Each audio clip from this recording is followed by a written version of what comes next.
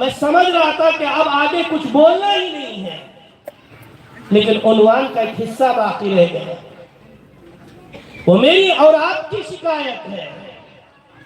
میں شریعت پر چلنا مجھے پسند نہیں ہے، میری بات نہیں، حضور کائنات رسول اللہ صلی اللہ علیہ وسلم نے فرمایا احفظ اللہ یحفظکا، تو اللہ کی حفاظت کر، اللہ تیری حفاظت کر۔ کیا مطلب ہے؟ پوچھئے علماء سے، ہم کون ہیں اللہ کی حفاظت کرنے والے؟ شرح حدیث نے لکھا ہے تم اللہ کے حقوق کی حفاظت کرو، اللہ تمہاری حفاظت کرے گا۔ آج بتائیے، مجھے معاف کیجئے، آپ کو اگر برا لگتا ہے، میں مسلمان ہو کر میرے مسجدیں ویران ہیں، میں مسلمان ہو کر میں شادی بیاہ کے موقع پر ایسی چیزیں اپناؤں گا، غیر بھی شرم آ جاتا ہے، کیا ہو رہا نہیں ہے؟ میرے گھر میں داخل ہونے کے راستے مجھے معلوم ہے نا، میرے گھر میں بھی کچھ بولیے، میرے گھر میں اب مجھے داخل ہونا وہ راستہ کس کو معلوم ہے؟ مجھے معلوم ہے میں کیسے جانا۔ اگر میں دوسرے کو بتا دوں گا کہ بھائی یہ میرا راستہ ہے، اب میں کھول کھول کے اسے دکھاؤں گا، چوری ہونے میں کوئی دیر لگے گی، کوئی داخل ہونے میں کوئی دیر لگے گی۔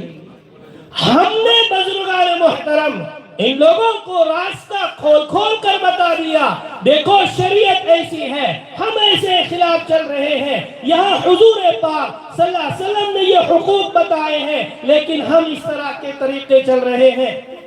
یہ سمجھ والا درود شریف پڑھیے۔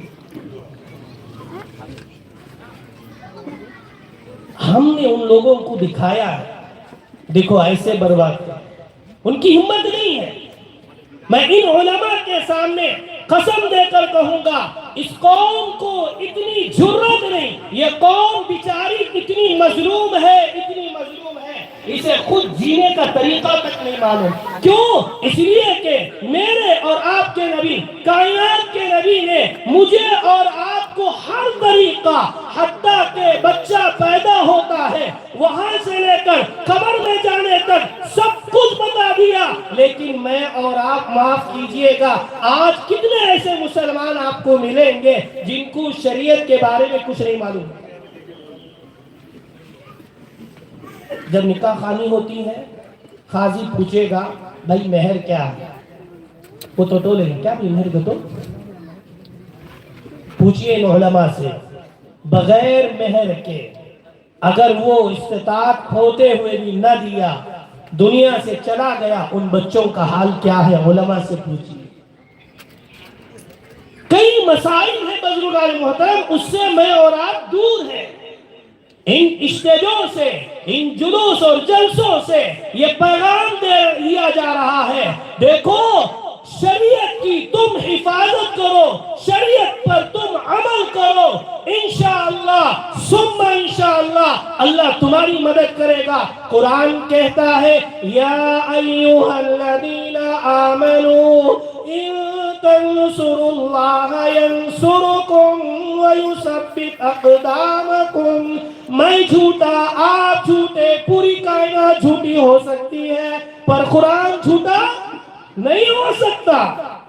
صحابہ میں کیا نعوذ باللہ من ذالک بزرگان محترم، کیا دو دو ہاتھ سے زیادہ، چار چار پانچ پانچ ہاتھ تھے؟